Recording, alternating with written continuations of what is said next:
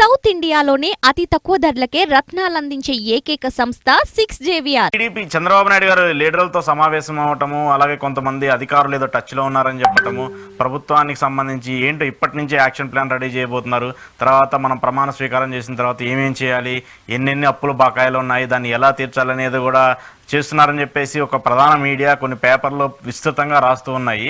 అంటే గెలవక ముందే చంద్రబాబు నాయుడు గారు యాక్షన్ ప్లాన్ రెడీ చేశారని చెప్పేసి పని మొదలు పెట్టారని చెప్తున్నారు. ఏం చెప్తారు దానికి?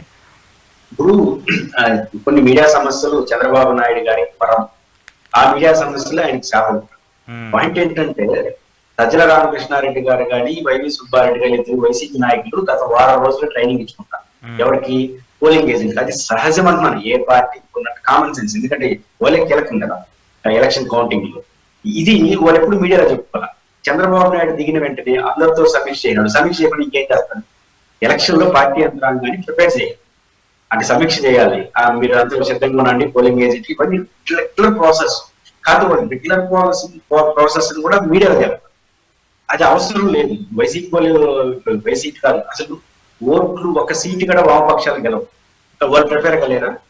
బీజేపీ ఎన్నికలు వస్తుంది, వాళ్ళు ప్రిపేర్. ఏ ఇండిపెండెంట్ కూడా ప్రిపేర్ గా ఉంటాడు.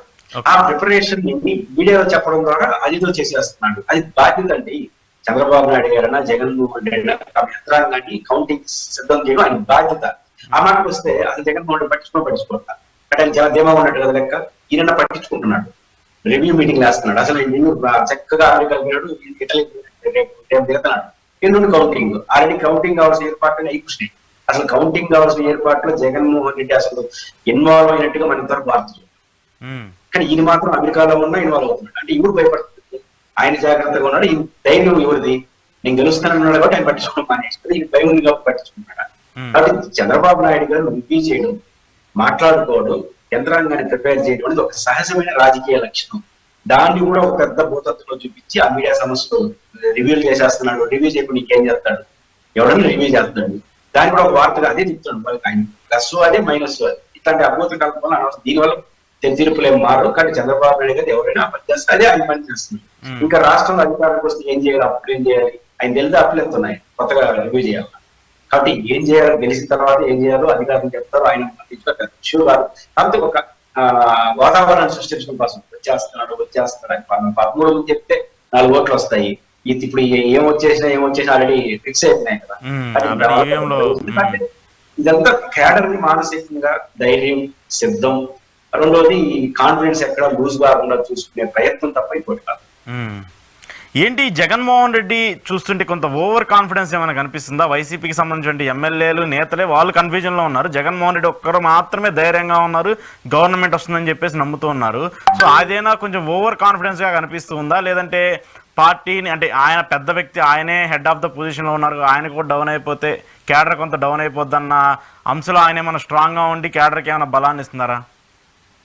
జగన్మోహన్ రెడ్డి గారు మొదటి నుంచి కూడా కొంచెం డిఫరెంట్ క్యారెక్టర్. ఆయన మొండిగా ఉంటాడు, ధైర్యంగా ఉంటాడు.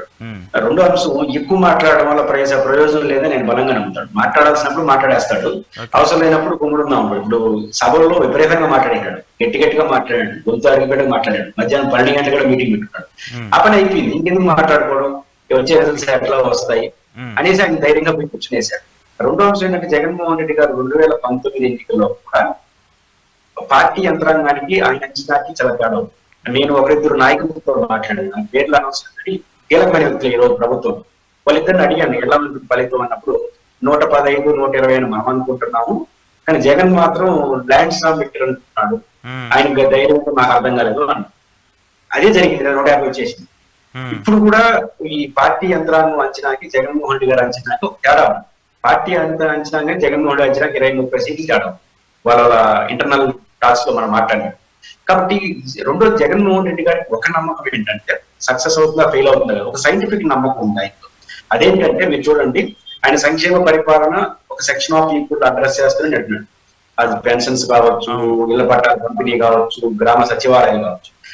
4 ఏళ్ళు అదే జరిగింది, 4.5 ఏళ్ళు. ఆ తర్వాత సిద్ధం సభలు పెట్టాడు, వాళ్ళందరూ పాల్గొన్నారు.